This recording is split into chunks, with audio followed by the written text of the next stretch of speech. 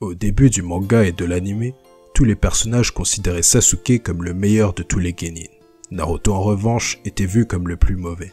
Je ne suis pourtant pas d'accord avec ce constat, c'est pour moi un raccourci trop rapide. Sasuke était-il vraiment plus fort que Naruto au début du manga?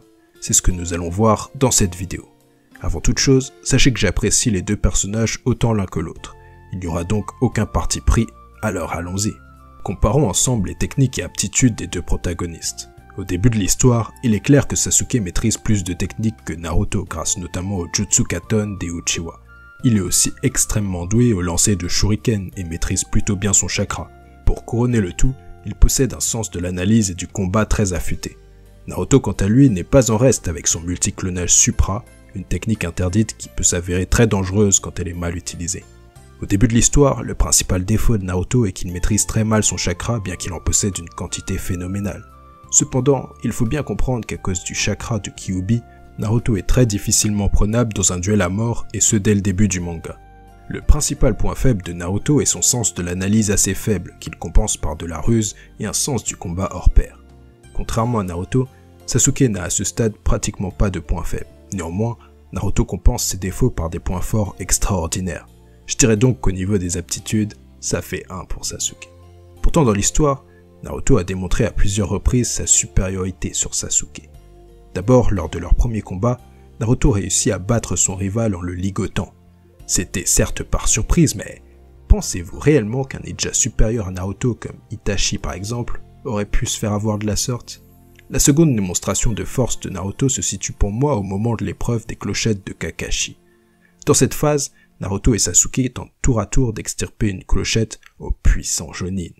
C'est vrai que Sasuke a réussi à en effleurer une, ce qui est un exploit en soi, mais Naruto, lui, fera beaucoup mieux par la suite en parvenant à surprendre et capturer Kakashi. S'il avait été plus mature et n'avait pas cherché à assommer ce dernier, il aurait extirpé une clochette lui tout seul, soyez-en sûr. Je pense que Kakashi était réellement battu sur le coup.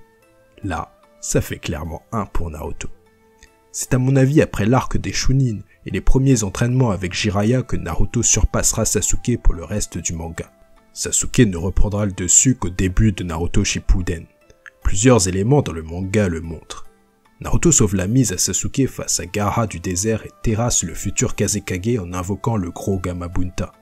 Sasuke lui-même reconnaîtra, au fond de lui, que Naruto l'a dépassé à ce stade.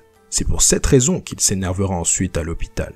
D'ailleurs, si Kakashi n'était pas intervenu à ce moment-là, Naruto aurait gagné ce fameux combat du toit de l'hôpital et les dégâts 10 fois plus lourds que le Chidori réalisé par le Rasengan le démontrent. Je vois déjà certains arriver sur leurs grands chevaux en commentaire pour me dire que Sasuke a tout de même battu Naruto lors de leur affrontement dans la vallée de la faim. C'est exact, mais il faut bien prendre en compte le fait que Sasuke était avantagé sur ce coup-là. Pendant que ce dernier dormait dans un tonneau, Naruto, lui, courait dans la forêt et se battait sans relâche contre les sbires d'Orochimaru. L'un des sbires avait d'ailleurs aspiré tout son chakra, qu'il ne récupérera que partiellement grâce aux pilules ninja de Shoji. Il utilisera ensuite beaucoup de son chakra, dont le chakra de Kyuubi, face au plus puissant des sbires d'Orochimaru sur cette mission, Kimimaro. Pour en revenir au combat, les objectifs de Naruto et Sasuke étaient radicalement différents dans cet affrontement. Alors que l'un voulait se débarrasser de l'autre par tous les moyens, l'autre cherchait à ramener Dark Sasuke au village vivant, ce qui est bien plus compliqué à mon sens.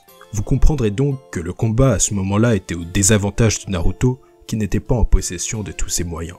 Finalement, ce qu'on observe, c'est que Naruto sauve la mise de Sasuke à plusieurs reprises et gagne plusieurs combats face à lui, ce qui me fait dire que Sasuke n'a finalement jamais été vraiment supérieur au combat.